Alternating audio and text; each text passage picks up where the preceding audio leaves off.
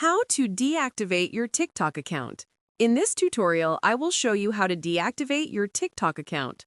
Start by opening the TikTok app on your phone.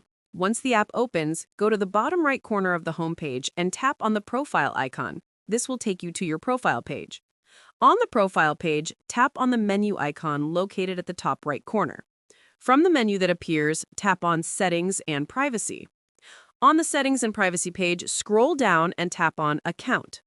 On the Account page, you will see two options, Deactivate Account or Delete Account.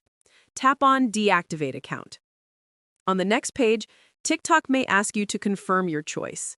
It will also show you what happens when you deactivate, such as losing access temporarily, but being able to recover later by logging back in. Confirm your choice by tapping Deactivate. After that, your account will be deactivated and you will no longer appear on TikTok until you decide to log in again. Make sure you like the video and subscribe to our channel. Thanks. That is how to deactivate your TikTok account.